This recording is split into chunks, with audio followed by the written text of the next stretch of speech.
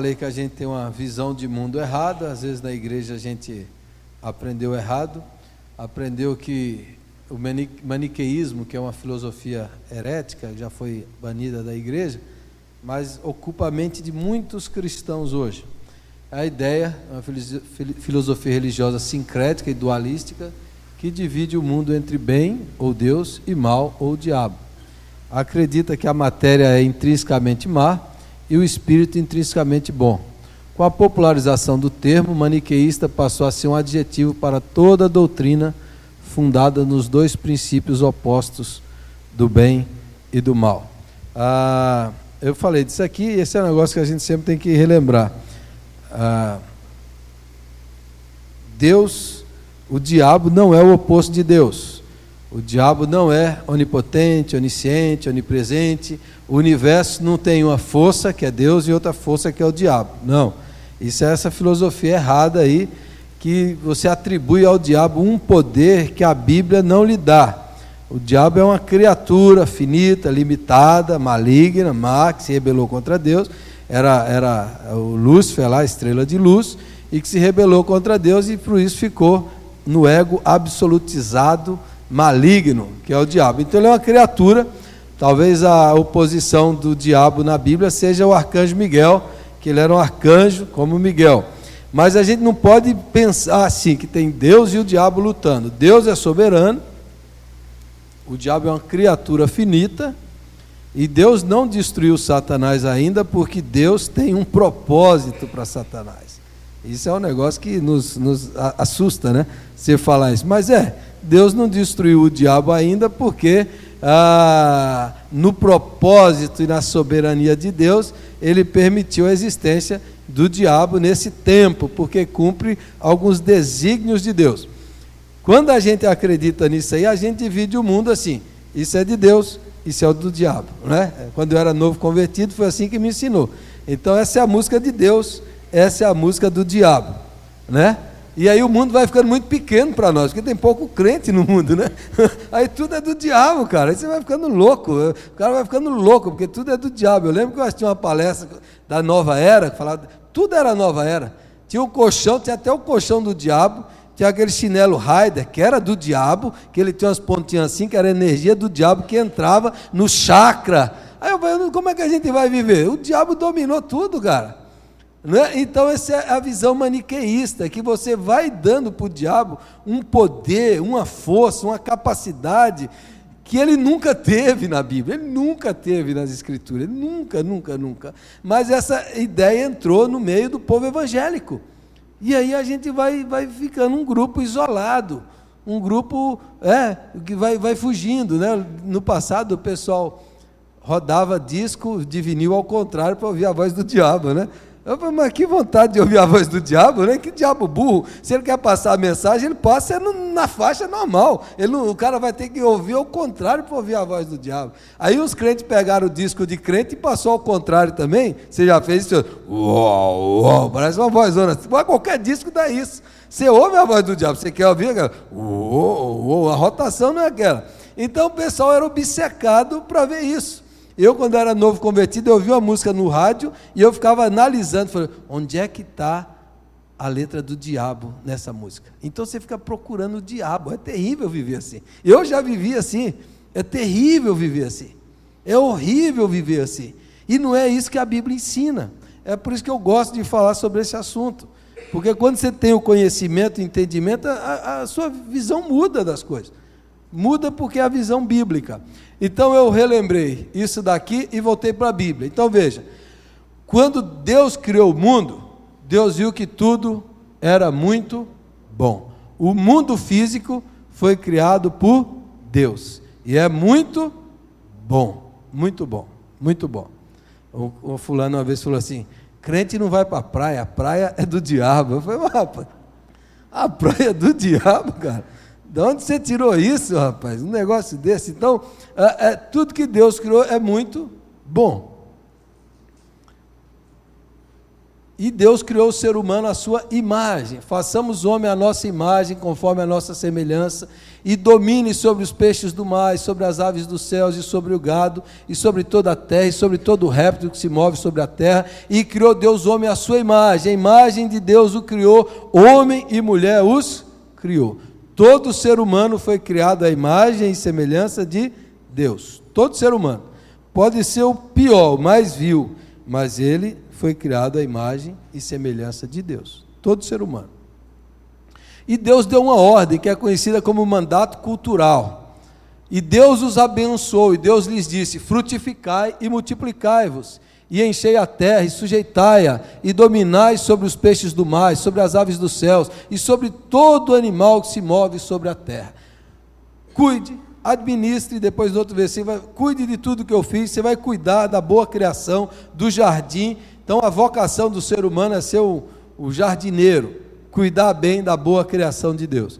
Toda a profissão nossa, nós devemos entender, qualquer uma delas, que você está trabalhando na criação que Deus fez. E tem uma definição, que o cara, quando Deus criou ali, diz que Deus criou a terra, e a terra sem forma e vazia. A ideia é que havia, sem forma e vazia, é o caos, e Deus criou o cosmos. O contrário de caos é o cosmos. Deus colocou ordem no meio do caos e criou a vida, Então, quando nós somos chamados a cultivar, cuidar, administrar a boa criação de Deus, nós estamos também ajudando Deus a pôr ordem no meio do caos. Então, todo trabalho humano é uma maneira de você cooperar com Deus. Se você está lá, dona de casa, vai limpar a casa está um caos. Quando você limpa a casa, está arrumada, você ajudou Deus, você colocou ordem no caos. Isso é um trabalho. Você vai lá fazer qualquer tipo de profissão que você está fazendo, contribuindo, você está colocando ordem no meio do caos, do universo, do mundo. Qualquer coisa que você faz, essa é a ideia de trabalhar, de fazer a coisa. E aí na Reforma Protestante, Lutero, João Calvino, eles resgataram esse conceito muito forte, porque na época medieval, trabalhava para Deus era só os ministros da igreja. Então o povo era segunda categoria, e o Lutero e o Calvino resgataram, todo trabalho é sagrado. Quem vive para Deus, todo trabalho é sagrado. E aí o Lutero falava assim, o pastor que está pregando no púlpito, e aquele irmão que está lá tirando leite da vaca, ou que está lá plantando a sua terra, se ele está fazendo o melhor que ele pode, e ele está fazendo um trabalho para Deus, esses dois aí, aos olhos de Deus, é a mesma coisa. Porque você está usando a sua vocação, a vocação que Deus te deu, você está fazendo bem, você está cooperando de alguma maneira, e você está fazendo aquilo para o Senhor. Então a gente foi chamado para cooperar com Deus, para criar cultura, produzir cultura, e trabalhar a terra, e ser jardineiro na boa criação que o Senhor fez. Agora o pecado entrou no mundo, Gênesis 3, então foram abertos os olhos de ambos, quando Adão e Eva pecaram, e conheceram que estavam nus, cozeram folhas de figueira e fizeram para si aventais. E ouviram a voz do Senhor Deus que passeava no jardim pela viração do dia, e esconderam-se Adão e sua mulher da presença do Senhor Deus entre as árvores do jardim. Quando o homem pecou, ele se separou de Deus, ele se separou da mulher, criou vergonha, medo, e ele se separou de si mesmo, ele se escondeu. E aí entrou o pecado na boa criação de Deus, e a terra, por causa do pecado, a terra foi amaldiçoada, a terra foi prejudicada, mas a terra não foi destruída. O homem foi separado de Deus, mas a imagem de Deus não foi tirada do homem.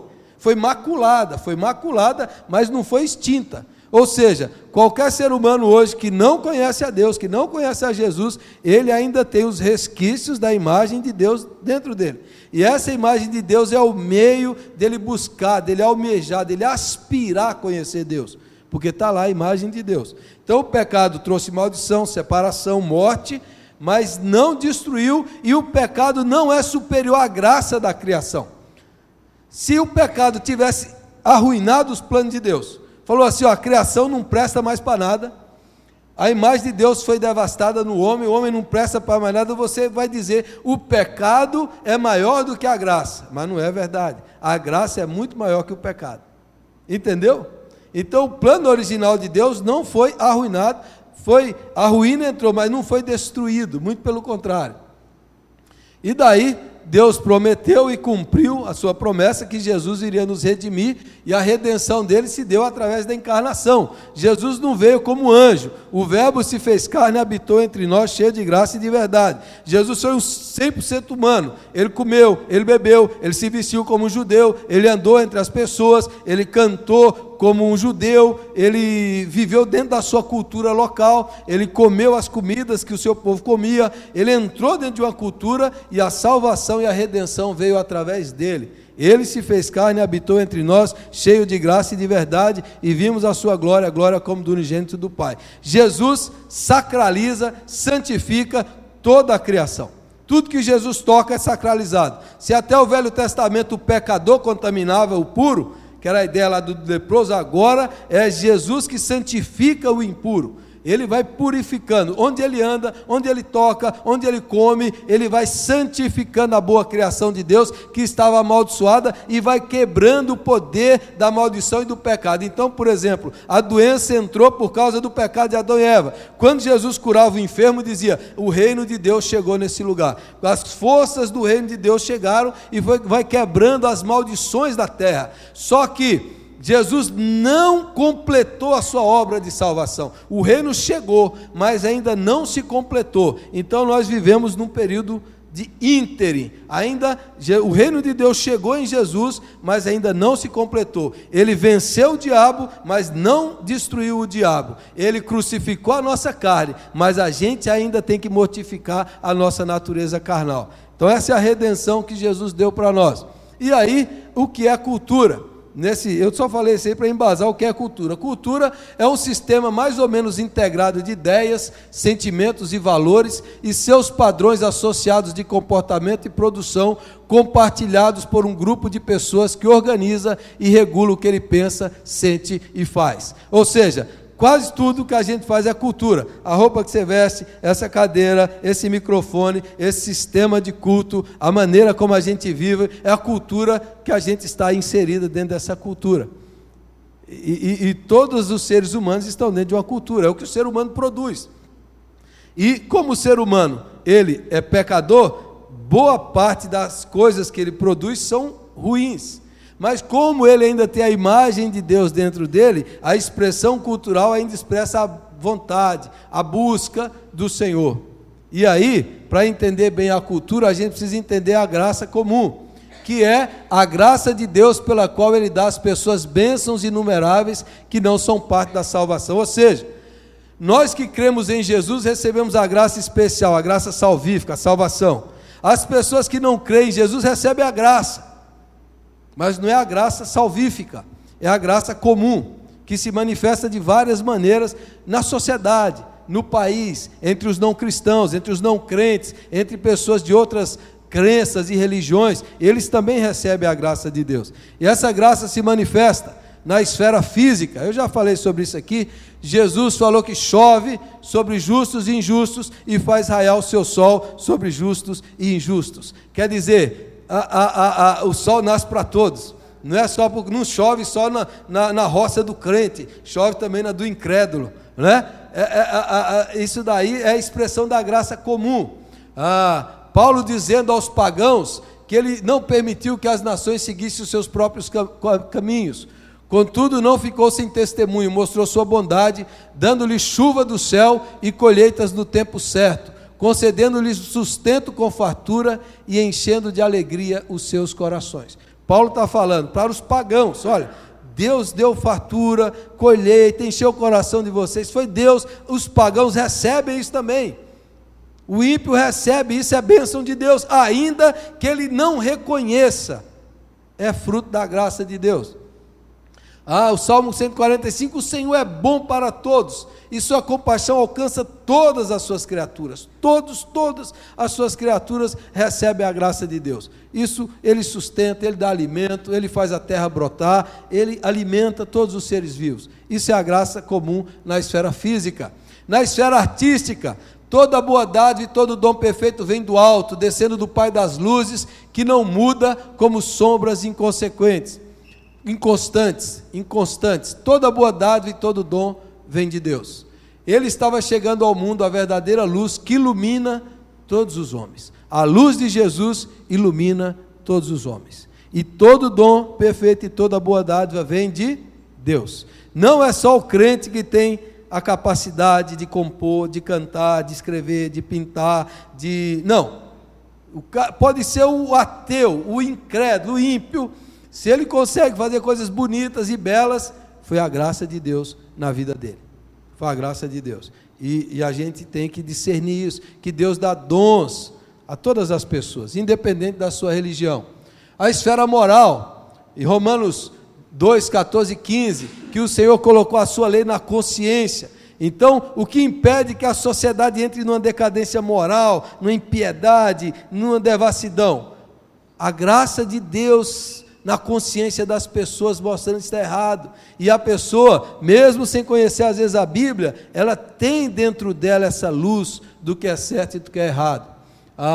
Aqui também, a esfera da sociedade, as autoridades. Eu estou passando rápido porque eu já falei sobre isso, que o Senhor coloca as autoridades para punir o mal e favorecer o bem. As autoridades têm esse mandato de Deus. A esfera da sociedade, a esfera religiosa, quer dizer, as religiões, muitas delas são buscas. Lá em Atenas, eles estavam buscando conhecer o Deus desconhecido. Muitas expressões religiosas são buscas pelo Deus verdadeiro. E a esfera espiritual, que Salomão diz que Deus pôs no coração do homem o anseio pela eternidade, e ele busca a eternidade, ele busca Deus, as pessoas. Isso tudo é expressão da graça comum de Deus. E aí eu terminei, eu estou só lembrando, citando a música do Tonico Tinoco, que eu falei de uma tese que eu li da Ciências da Religião, a tese de mestrado, que o cara escreveu sobre as letras, o sagrado nas letras de Tião Carreiro e Pardinho e Tonico Tinoco. E como Botucatu é a terra do sertanejo, eu expliquei a tese, a história aqui tudo, do Tonico Tinoco, e falei dessa tese que um pastor eu acho, de Jaú escreveu, e conta toda essa história aqui da região, da música sertaneja, e essa é uma música, tem uma letra muito bonita, do Tonico Tinoco, que venderam mais de 150 milhões. Isso tudo eu já falei, como você não estava aqui, você relembrou e guardou, certo? Eu só refiz isso. Agora, o que eu quero falar, né? Eu quero falar que a igreja nossa, a igreja evangélica protestante, ela teve muita dificuldade com a cultura brasileira, de lidar com a cultura brasileira, de lidar com os aspectos da cultura brasileira, até porque a nossa fé veio de outro contexto histórico, de outro contexto cultural, veio dos Estados Unidos, que por sua vez veio da Inglaterra, e chegou à igreja aqui, e essa igreja tem características culturais de outro povo, e eu vou falar um pouco sobre cultura brasileira, e eu quero só mostrar rapidamente aqui as 4 posições hoje das igrejas em relação à cultura. Então, o primeiro modelo, Cristo contra a cultura, é um modelo contracultural. Se nós somos contra tudo que é do mundo, a igreja tem que viver isolada, separada, certo? Separada disso aí, só que é engraçado esse modelo, né? Por exemplo, eu dei um exemplo aqui, se tem um médico cardiologista da igreja, ele é um homem de oração, mas toda pessoa que ele opera morre lá na mesa. E aí tem um outro médico cardiologista que é ateu. E todo mundo que opera com ele vive. Na hora de você operar seu coração, você vai com o médico crente, homem de oração, ou você vai com o ateu que opera bem? Quem que você vai operar? Não, mas ele é um homem de Deus, ele é crente, ele faz oração, mas morre, hein? E o outro é ateu, mas o cara opera bem. E aí? Com quem você vai? E de onde vem esse dom dele? Você entendeu? Você percebeu? Como às vezes esse modelo de ser contra tudo e todos, ele não funciona. Que tudo que é do ímpio, tudo que não é crente, não presta, é esse problema aí. Então essa é uma das visões, o modelo contracultural, nós somos contra tudo, né? Segundo modelo, o modelo dos 2 reinos, que é a visão da igreja luterana. Tem o reino secular, que é o reino do Estado, do governo, que eles chamam da mão esquerda de Deus, e a mão direita é a igreja. A igreja vive a sua vida, o Estado vive a sua, um não se mete no outro, deixa a cultura para lá, a gente cuida da nossa vida. É a visão luterana. A visão por exemplo, a Alemanha teve um tempo que a igreja era atrelada ao Estado, depois separou, mas essa é a ideia aqui, a visão luterana.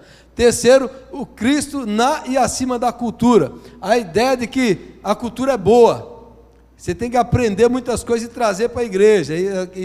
O liberalismo teológico na Europa, eles pegaram muita coisa da cultura. Não, se os cientistas dizem que milagre não existe, sobrenatural não existe, vamos crer nisso. Os liberais na Europa acreditaram nisso e a igreja entrou na derrocada. E a igreja romana tenta trazer Cristo para a cultura. Aí, por exemplo, tem o calendário litúrgico, que todas as datas é um dia do santo, é uma festa religiosa, tenta colocar Cristo dentro da cultura. Estou falando isso muito rápido. As mega igrejas americanas, eu pego o livro de pastores americanos de mega igreja, tem um pastor muito bom, mas a cultura americana está tão impregnada nele que um conselho que ele dá para pastores, ele fala assim, quando você vai pastorear uma igreja, e ele fala assim, eu fui pastorear uma igreja grande, tinha vários pastores auxiliares, vários funcionários da igreja, e eu percebi que alguns deles lá não eram produtivos. Primeira coisa que eu fiz, demissão. E o pastor escreve isso, o pastor americano escreve assim na boa, e fala assim, quando você vai, demita, demita. Então assim, a cultura das empresas, do gerenciamento de empresas, entraram em muitas mega igrejas. É como se a igreja fosse uma empresa, e os caras medem a igreja pela sua lucratividade. Então tem livros assim de pastores americanos, a ideia da cultura. Eu estou passando muito rápido isso aqui, porque é um negócio que merece um pouco mais de estudo. E por último, que é o nosso, que é a visão calvinista, diz que é o modelo transformacionista. Nós entramos na cultura e nós transformamos a cultura. Nós somos o sal da terra e a luz do mundo. A cultura não deve influenciar a igreja. A igreja que penetra como sal, penetra na carne para não apodrecer aquela cultura e salgar e dar sabor àquela sociedade. Então a igreja tem que ir transformando de baixo para cima, de dentro para fora, a cultura que nos cerca. Essa é a visão calvinista. Teve um primeiro-ministro holandês chamado Abraham Kuyper.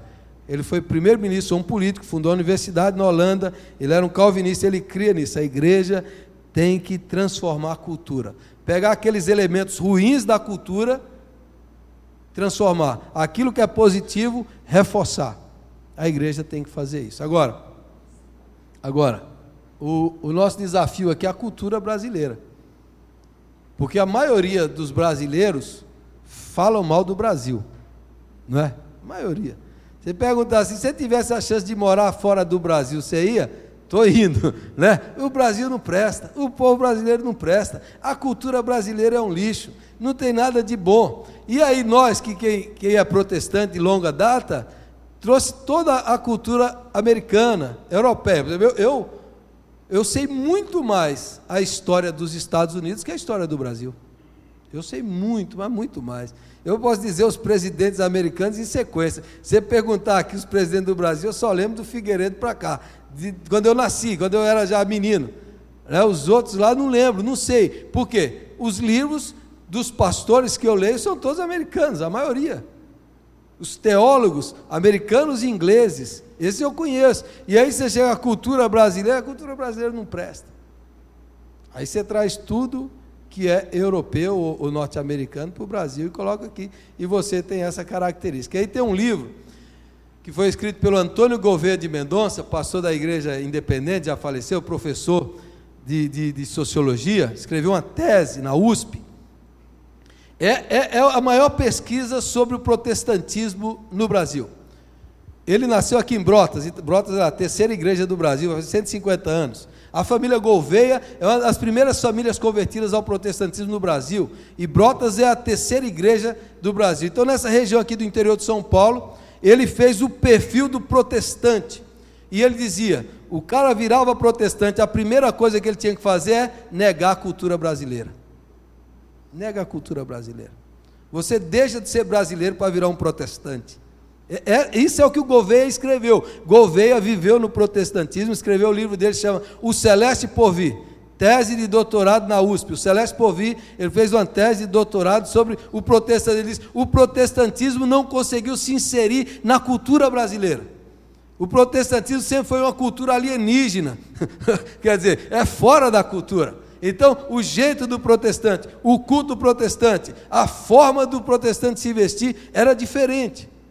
E aí você percebe que o próprio brasileiro, sem ser protestante, ele já tem uma recusa de ser brasileiro, uma vergonha de ser brasileiro.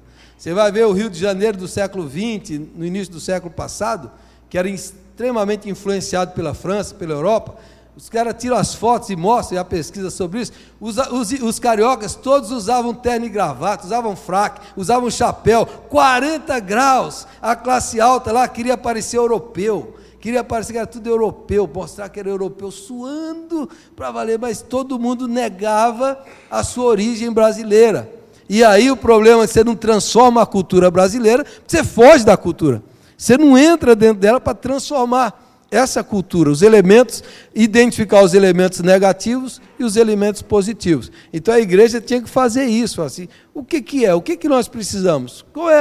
O que a igreja precisa fazer para alcançar o povo brasileiro dentro da cultura brasileira? E aí eu vou passar duas músicas para vocês, são 2 clipes, eu quero que você preste atenção na letra dessas músicas e depois eu vou concluir esse estudo de hoje. São dois cantores aí.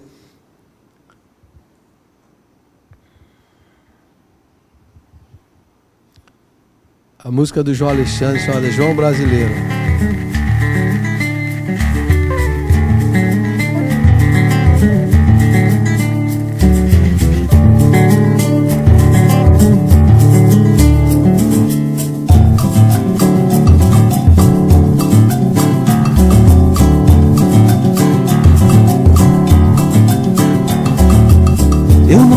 Vergonha de ser brasileiro, não. Sou mistura de negro, europeu e tupi-guarani. Todo mundo já sabe, meu nome é João, sou cristão. Deus me deu minha voz pra quem quiser ouvir. Eu não tenho vergonha de ser brasileiro, não. Sou profeta do frevo, do samba e do maracatu. Todo mundo já sabe as cores do meu coração. Ele é verde, amarelo, branco e azul. Imagine só ver um cavaquinho nas mãos do rei Davi. Imagine só São Pedro pescando na praia de Itapuã. Imagine só um frevo rasgado dos filhos de Levi. Imagine só o apóstolo Paulo no Maracanã, já pensou? Imagine só Maria fazendo uma feijoada. Imagine só Isaías pregando na rocinha. Imagine só Miriam dançando na timbalada. Imagine só Esaú se vendendo ao jabá com farinha.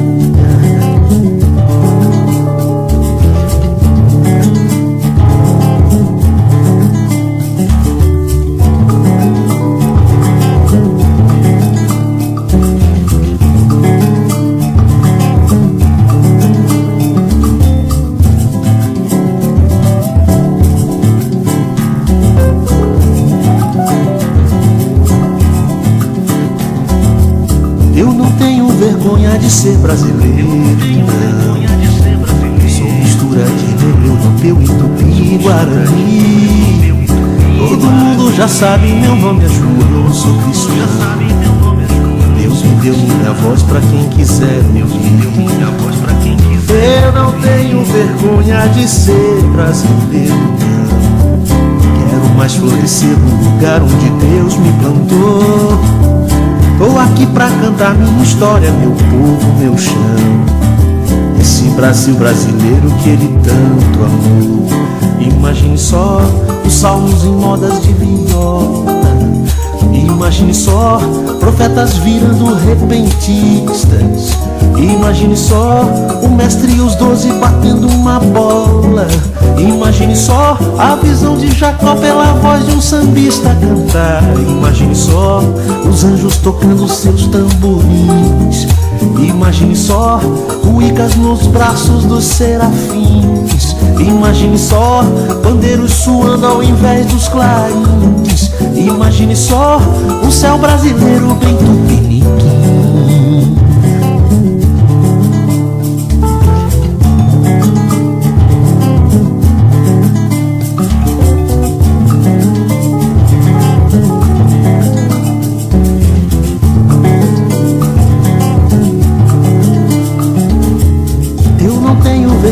de ser brasileiro. É isso aí, eu não tenho vergonha de ser brasileiro. Já diria o apóstolo Paulo, eu não tenho vergonha. Eu não tenho vergonha de ser brasileiro. Eu não tenho vergonha. Eu não tenho vergonha. Eu não tenho vergonha de ser brasileiro.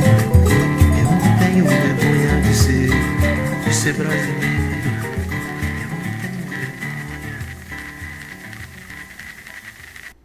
Vê um outro clipe que fala sobre as diferenças dos brasileiros.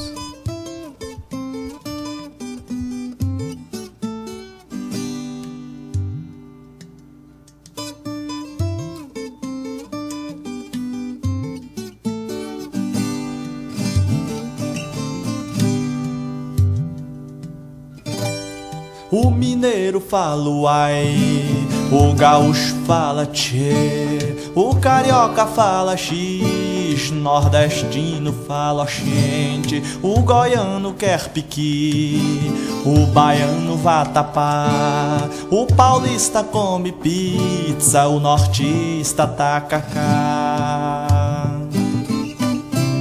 Mas são todos brasileiros, povo amigo hospitaleiro, filhos de uma mesma terra, onde há paz e não há guerra. Mas são todos brasileiros, povo alegre e companheiro, conquistando as nações com seu grande coração.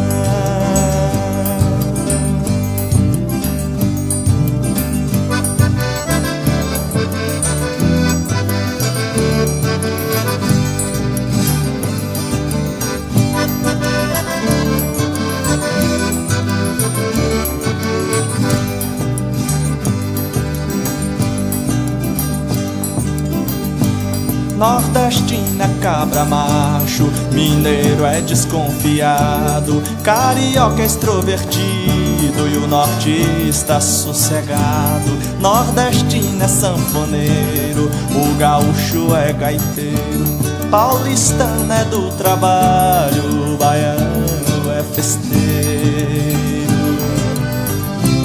Mas o grande Deus do céu não é como alguns de nós, que se acham mais que os outros e desprezam os demais.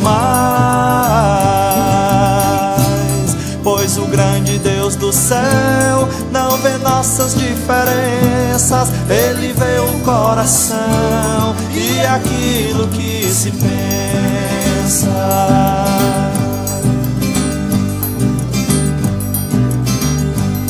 Ele ama o nordestino, o sulista e o nortista, o mineiro fluminense, capixaba e paulista. Ele ama o centro-oeste e o Distrito Federal, quem está no interior e quem é da capital.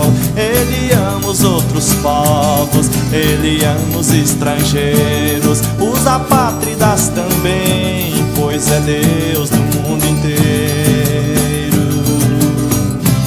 Não importa o sotaque, o costume, a tradição, o que Deus quer que tenhamos é Jesus no coração. Então, não importa a sua origem, não importa a sua cor, o que Deus quer que vivamos é o verdadeiro amor.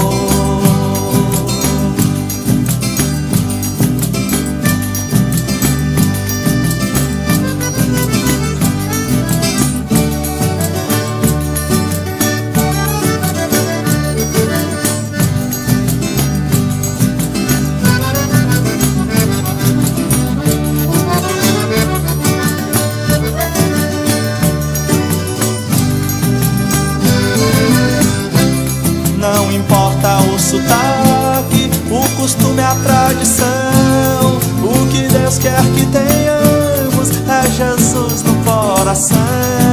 Então,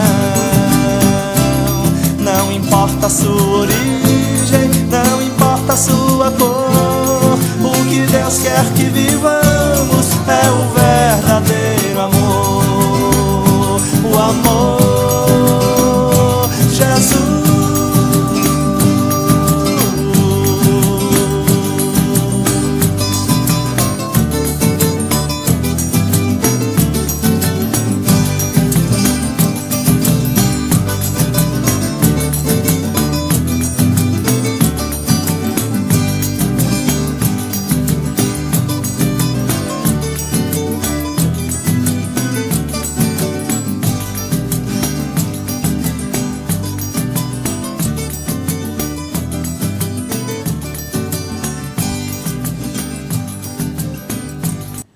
Essas são duas letras de músicas que falam de ser brasileiro. Eu não tenho vergonha de ser brasileiro e as diferenças entre os brasileiros. Quando nós estivemos lá na Coreia, quando a Coreia foi invadida pelos japoneses e o Japão ficou dominando lá, a igreja evangélica, a igreja presbiteriana, ficou do lado do povo, a igreja metodista, e aí foi perseguida, foram mortos. Mas como o pastor diz, logo de início, a igreja se identificou com o povo. E o povo falou, a igreja se preocupa conosco, com a Coreia. Não ficou do lado dos japoneses, não ficou do lado das autoridades, ficou do lado do povo. E aí a igreja ganhou a simpatia do povo, porque ela entrou do lado do povo e da cultura do povo. E isso abriu uma porta. Então, esse é um desafio hoje para a igreja ganhar a cultura e transformar a cultura brasileira. Se o brasileiro, de maneira geral, não é patriota, nós deveríamos amar a nossa terra, amar nosso povo, resgatar certos costumes, certas práticas culturais próprias da cultura brasileira, santificar algumas coisas, transformar outras coisas, rejeitar outras, mas trabalhar dentro da cultura. Não ser uma igreja europeia, uma igreja americana dentro do Brasil, mas uma igreja brasileira, com os costumes brasileiros, do jeito de ser brasileiro. Aí, por exemplo, você vai pegar os aspectos positivos, né, da cultura brasileira. Quais são os aspectos positivos que outros países não têm? Por exemplo, lá na Coreia, numa roda lá de pastores, nós perguntamos assim, a gente está aprendendo com a igreja coreana, mas o que a igreja coreana poderia aprender com a igreja brasileira? Como a gente não tem autoestima, a gente já fala assim, nada, né? Não tem autoestima, nada. Aí o pastor que morou lá na Coreia falou, eles poderiam aprender a criatividade da igreja brasileira, que é que eles são muito engessados, eles fazem tudo do mesmo jeito, eles não mudam, eles não fazem nada diferente. Se eles aprendessem um pouco disso daqui, a igreja seria muito abençoada. Aí percebam, a cultura brasileira, de maneira geral, é uma cultura informal, espontânea. O brasileiro é relacional, é espontâneo. O brasileiro não gosta, por exemplo, que um pastor chegue aqui na frente e fale assim, eu vou ler a minha pregação. E eu começo a ler. Você não gosta. Você gosta quando eu falo assim, eu trouxe um papel para pregar, mas estou sentindo no coração outra coisa. Aí o brasileiro vive, é bom, é do coração que a gente gosta, né? O brasileiro gosta do coração, da emoção, da paixão, que fala ali do momento. Ele não gosta, eu vou ler um texto aqui, a liturgia impressa, vamos seguir passo a passo. Essa é a cultura. Por que o pentecostalismo cresceu mais que o presbiterianismo? Porque eu digo, a cultura brasileira é pentecostal, a cultura brasileira é emocional, é experimental, não é europeia, não é americana, ela quer ver coração, quer ver afeto, quer ver experiência, não quer ver um negócio formal, e é uma igreja, e a cultura é relacional, você precisa se relacionar, as pessoas precisam se relacionar, se conhecer. Quanto mais fria e indiferente, menos impacto ela tem, porque essa é a cultura, isso é o aspecto da cultura positivo, o cordial brasileiro. A gente fala mal da cultura, mas vai em vários lugares do Brasil, especialmente no Norte e Nordeste, vai distribuir folheto. O cara lá pode ser católico, a maioria deles chama você para entrar na casa, oferece alguma coisa para comer, entra, você é bem-vindo, ele recebe, é a cordialidade brasileira, a cordialidade brasileira, a simpatia que faz parte dos brasileiros. Quando eu ia naquele ônibus lá que faz o maior percurso do Brasil, né? Quando eu vinha do sul para o nordeste, era uma coisa a cultura do ônibus. Quando era do contrário, que era cheio de nordestino, você via nordestino conversando ali, parece que eles se conhecem há 30 anos. Eles conheceram no ônibus ali, a intimidade deles. Uma noite, o ônibus lotado, eu estou lá de noite, de repente está a panela com farofa rodando lá. Aí para assim no meu colo, quer a farofa de frango? Os caras nunca me conheceram, rapaz. Nunca me viram, o cara põe lá a panela com a farofa de frango. Eu falo, onde é no mundo que você vai ver isso, rapaz? Isso não é bonito? Qual é o lugar do mundo que você vai ver isso? Lá na Coreia, lá os coreanos se cumprimentam assim, né? No final, os brasileiros já abraçavam os coreanos, eles ficavam tudo assim, e abraçavam os coreanos, vem cá, e dava, eles não conseguiam, mas eles gostavam. Fizemos uma galinhada para os coreanos lá, né? Uma galinhada para os coreanos, os brasileiros foram fazer. Comeram que gostaram um monte, né? Porque entraram ali na cultura, no aspecto. Então, a gente fala muito mal. A gente não tem essa coisa de gostar das raízes, das origens. Essa é a nossa terra, vamos usar isso, vamos glorificar a Deus com isso que o Senhor nos deu. O Salmo 137 é um salmo do patriotismo judaico. Que saudades da minha terra, que saudades de Jerusalém. A gente precisa ter amor pelo nosso país, pela nossa cultura, pelo nosso povo. Aquilo que não presta, que é do inimigo, joga fora. Mas aqui vamos usar isso. Algumas igrejas coreanas, a gente está falando, lembrando de hoje isso aqui, as mais tradicionais, as mulheres que recebiam na recepção, e os homens usavam aquelas roupas da tradição coreana de 200 anos atrás, roupas que eram usadas no shintoísmo, no confucionismo, mas era a cultura deles, e eles usavam aquilo lá, de maneira para receber os visitantes, eram usados aquilo. Eles não pegaram aquilo e jogou fora, não pegou e jogou fora, mas usou aquilo ali. Aí eu fico pensando, numa cultura nossa extremamente quente, fervorosa, musical, espontânea, você faz cultos onde o povo tem que ficar engessado, né? Cantar o hino engessado, não pode nem olhar para o lado. Eu já participei de liturgia que eu tinha medo até de respirar, que eu ia quebrar o protocolo. Eu estava lá na frente, se eu respirar fundo aqui, vai sair algum barulho estranho, vai atrapalhar o negócio. Então você fica tenso. Olha essa cultura brasileira, do afeto, do abraço, da espontaneidade, do coração, da emoção, da musicalidade, que as pessoas querem cantar, querem expressar fisicamente, corporalmente. O brasileiro traz isso dentro de si, da musicalidade, da música, de bater o pé, de balançar o corpo. Você fala, não pode fazer isso. Você está enquadrando, fechando, proibindo coisas, isso bloqueia. A gente tem que transformar a cultura. O que é de bom e bonito na cultura? A moda de viola, o sertanejo, João Alexandre, ele canta essa letra e ele faz. Ele pega esses hinos antigos e põe em moda de viola, põe em samba, põe em baião, põe em sanfona. Ele pega esses hinos antigos e está fazendo isso. Compre os CDs do João Alexandre. Compre um outro pastor presbiteriano de Brasília, Carlinhos Veiga, que é perito na viola. E ele pega isso e começa a cantar e põe os hinos em moda de viola. Se essa é a cultura para atingir os antigos, faça isso. Outros cantores, Gladir Cabral, que é um poeta, escritor, pega as músicas e vai compondo e colocando coisas da realidade brasileira, do dia a dia do brasileiro, que fala aqui do nosso momento, da nossa realidade, do Maracanã, da Rocinha, da feijoada, do jabá com farinha, você entendeu? Que fale da realidade, que fale do dia a dia, para você cantar essas músicas, entender, discernir e encarnar o Evangelho no dia a dia, onde você está vivendo, não numa outra realidade. Numa outra realidade.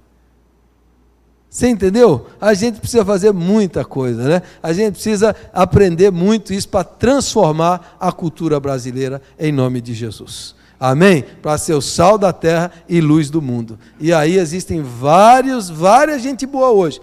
E aí um objetivo meu também nisso aqui, nesse estudo, é despertar você para conhecer vários artistas cristãos, músicos, poetas, escritores, que estão compondo, que estão escrevendo coisas lindas e maravilhosas. que às vezes os cristãos não conhecem.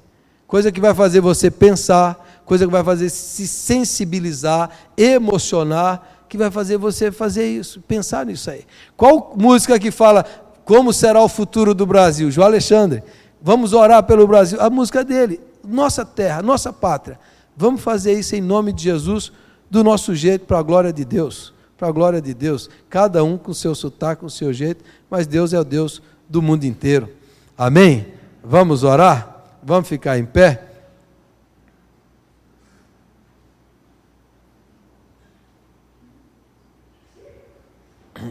Vamos orar ao Senhor? Nosso Deus e Pai, nós te agradecemos pelos dons, talentos e dádivas que o Senhor concede a todos nós. Te agradecemos porque somos brasileiros, por nossa terra, nossa pátria, por nossa cultura. Foi aqui que o Senhor nos gerou, ó Deus, é aqui que nós nascemos, e o Senhor nos colocou para sermos bênção para o Brasil, para amar o povo brasileiro, a cultura brasileira, e trazer a luz de Deus no meio dessa cultura aqui, para transformar o Brasil. Perdoa-nos, ó Deus, por termos vergonha das nossas origens, das nossas raízes. Perdoe-nos disso, ó Pai, e nos ajude a sermos uma igreja contextualizada, encarnada, que se faz gente, que se faz carne e sangue aqui no Brasil, que cantem as músicas do Brasil, que falem da realidade do Brasil, para o tempo chamado hoje, meu Pai, em nome de Jesus. Muito obrigado, Senhor, porque o Teu Espírito nos ilumina, o Teu Espírito nos dá discernimento, e o Senhor tem levantado uma geração de pastores, cantores, poetas, músicos, escritores, que estão, ó Deus, santificando a cultura brasileira. Ajuda, Senhor, cada um aqui a amar essa pátria, e orar pelo Brasil, e trazer a luz de Deus nessa terra brasileira aqui. Ajuda-nos, ó Deus, a falar ao povo, a cultura popular brasileira, a mensagem do Evangelho, de maneira que eles entendam, Senhor. Com a moda de viola, com a capoeira, com o berimbau, com a forma que o povo entenda essa mensagem. Que o povo receba a mensagem do Evangelho dentro da cultura dele, ó Deus, para ser transformado e para ser convertido. Nos ajude, nos dê sabedoria, nos dê graça, para sermos a igreja brasileira aqui, Senhor, conforme o Senhor deseja, conforme o Senhor quer. E oramos por nossa nação, por nossa pátria, para que o Senhor produza cura, e o Senhor levante uma geração, ó Deus, de artistas cristãos, que vão mudar a cultura brasileira, em nome de Jesus. Que vai tirar aquilo que não presta, aquilo que é podre, e vai trazer a luz de Jesus na arte, na literatura, na poesia, na música, nas profissões, nas atuações sociais, em todas as áreas. Que o Senhor faça isso, meu Deus. Eu oro e te agradeço em nome de Jesus. Amém e amém. Amém. Podem sentar, irmãos.